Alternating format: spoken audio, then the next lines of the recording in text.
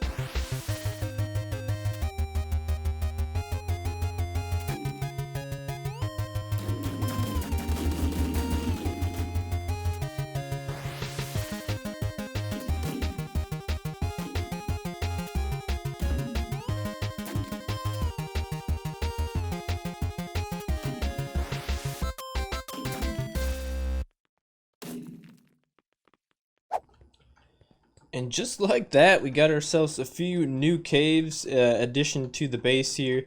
As I mentioned a little bit before in the past, the kind of idea behind this whole base concept I'm going with is sort of these natural looking caves, which actually the TNT does a really good job there. I think not only did it make it much easier and much quicker to dig all these out, but it gives it kind of a natural cave generation feel to it as well. So we got a bunch of these winding caves in here, which is perfectly disorienting and disorientating, whatever. It's a little bit wild here. It's, you know, kind of easy to get lost and stuff, which is kind of what I wanted, so that it's a little bit all over the place. But it ties up to this section here that I've worked on off camera. I don't think I've actually shown any of this. This is a large mine shaft that I built here with a little hoisting mechanism up top there. I can show you guys that in a little bit and give you an update on that, but trying to tie some things together here. So we've got that section that meets up here, and then I made a couple of different paths here that meet up together. I don't remember where this one goes actually. Yeah, actually, so some of these already kind of met up with this cave on accident. So some of the TNT ones that I was blowing up here met up really well with some other naturally generated caves that are already here. And then we also met this up. I met this up on purpose with the ravine here, because that's where our other main cave is, just across the way here. And we also got some stuff going on with some villagers over there, which I don't think I've showed you guys that yet either. I've been putzing around doing a few things off camera here. I set up a little bit of a villager area over there, and that mine shaft up above, so we can show you that in a little bit here. So yeah, I went through and lit up this whole cave and got a nice layout in here. And now what I want to start working on is kind of throughout these cave areas, I want to build some different farms and stuff like that. And I want to create kind of a minecart system that you know, might connect in with some of these caves, but kind of a separate little minecart system that will be used to transport our items from our farms to different areas. So like if I go over here, as I mentioned, we have a little bit of a villager area over there. So I want to build a sugarcane farm somewhere along the path here in our caves, and then we'll have like a little minecart system that will pick up all the drops from there and transfer those over to our villagers. Is this actually... Yeah, I was gonna say our villagers might be right in here somewhere. Maybe? I hear him. Oh! Jeez, fell right through the floor. Found him! Hey guys. So, yeah, how do I get out of here? Let's go like this, like that. So yeah, I want to start kind of trying to find a good location. That's actually closer to that mineshaft than I thought it was. I guess I want to start by finding a good location, and I think we're going to work on the sugarcane farm today. So it's even hard for me to find my way around these caves, actually. But once I get used to it and figure out where everything is, it'll be a little bit easier. But yeah, I'm going to find a good spot, and we'll dig out a little bit of space to make a sugarcane farm. And there we have it. Got myself a little hole here, and I went ahead and collected up some resources that I think I'm going to need to be able to build up this here sugarcane farm.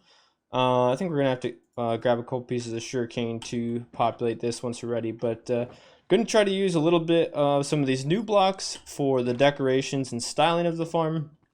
And I'm not going to make it too large because I don't want it to be extremely massive, and then I also am going to make sure to enable an on-off switch in it. So since my base here is located within the spawn chunks, I want to make sure that I can turn this farm off when I'm not going to be around. That way we won't be overloading any hoppers or anything like that within this area. So definitely want to make sure not to overload it too much. So I came up with a little design in my redstone testing world that I'm going to try out today. So I think it's going to have probably maybe two sections on this side, 2 sections on this side, and then 2 on each of the ends here as well. So we'll have, I don't know, math. We'll have a decent amount of sugarcane here, I think.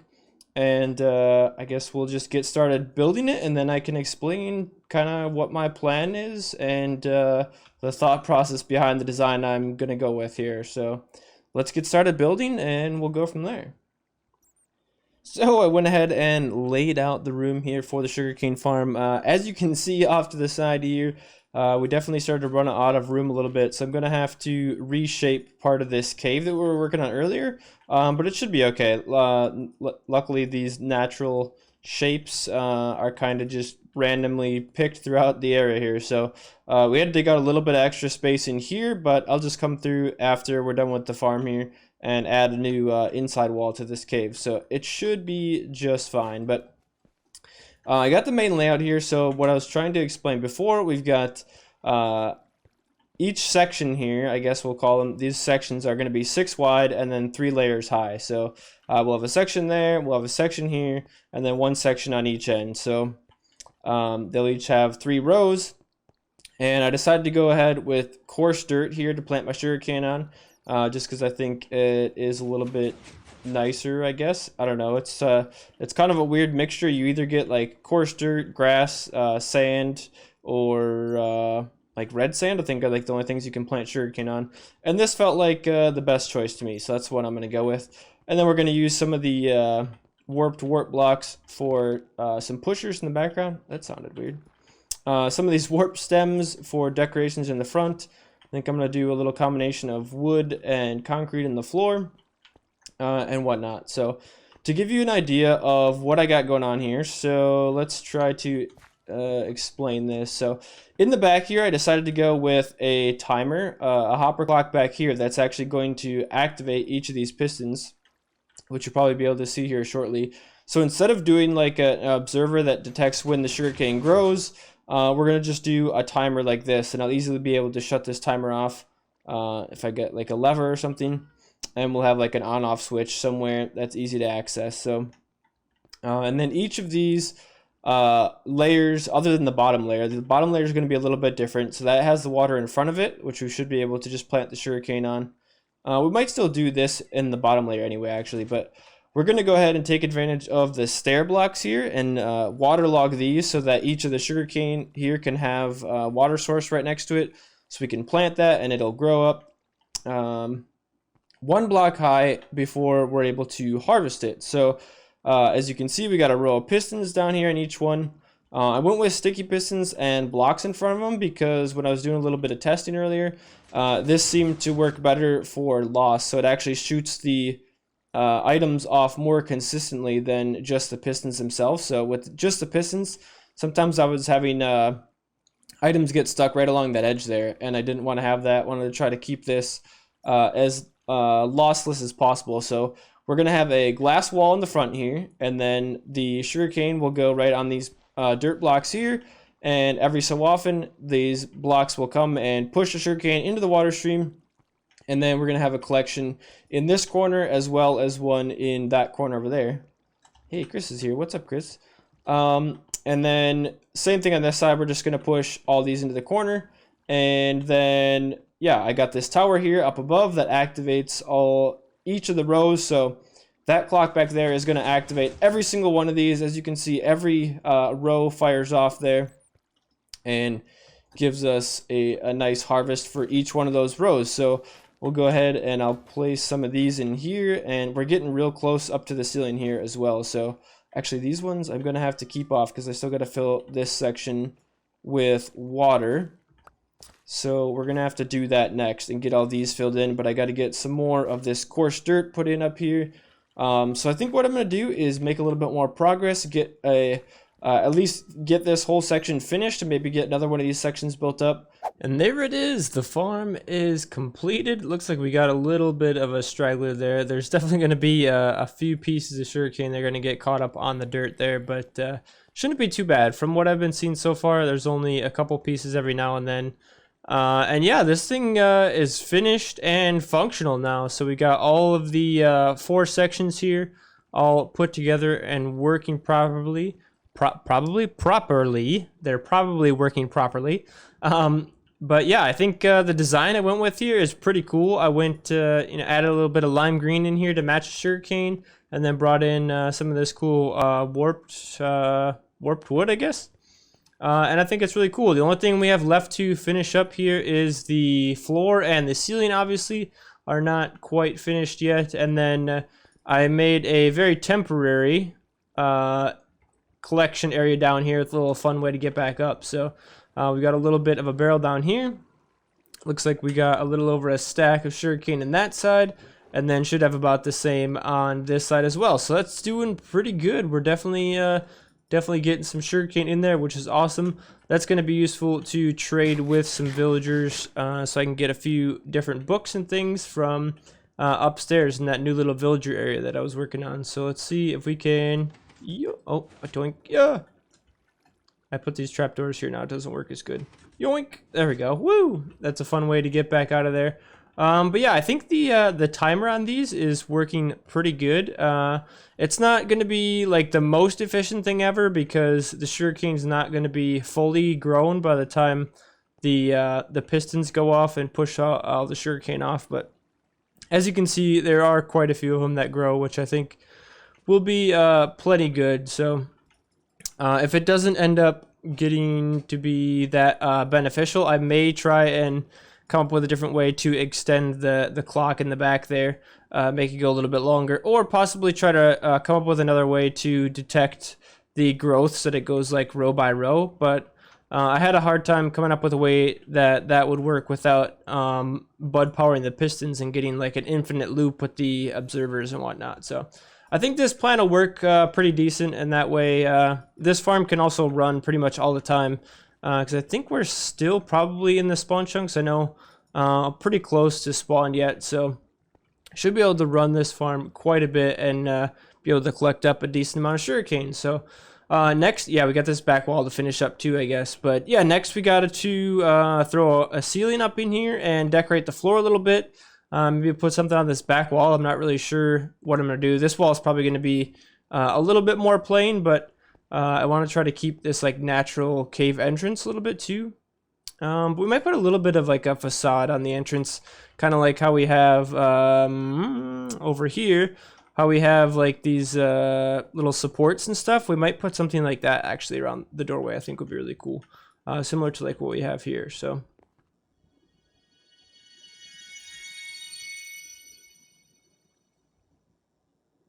Whee! There we go, guys. It is fully complete. I've got the whole entire room decorated. Got the wall done in the back here. Went with a pretty basic texture in the back, as I mentioned before, just to keep it a little bit more simple, since we got a lot of other stuff going on in the rest of the room. Same with the ceiling, just real simple slabs. Not the biggest fan of the ceiling, but I think it'll work for now, just to kind of cap off the room and not add too much distraction. I think I went a little bit wild on the floor here, but I thought the colors were kind of a cool match to go along with the warped wood here. So I thought it was kind of a cool combination. And these sea lanterns actually go super well with this new warped wood, so I really like that combination as well. And then I put up a little glowing chandelier in the middle of the room here. I'm not really sure that fits in the room necessarily, but I think it looks kind of cool. It gives us a little bit extra light.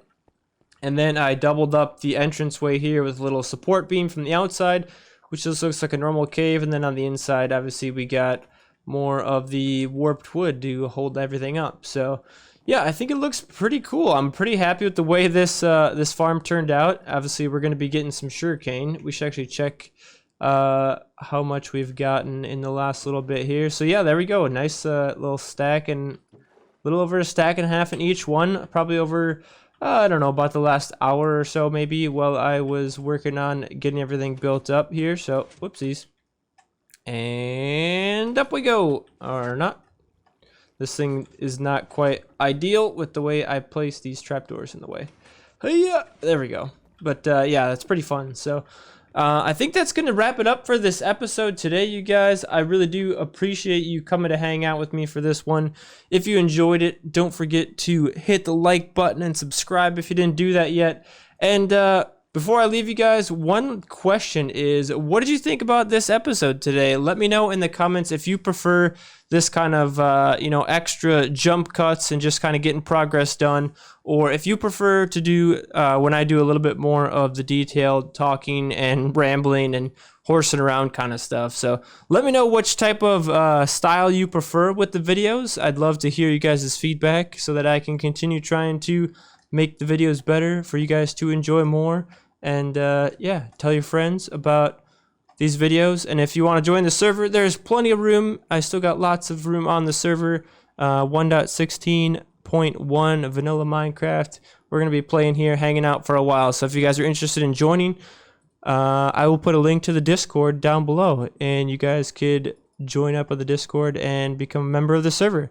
Thank you guys again, and you'll see me next time. Perfect timing.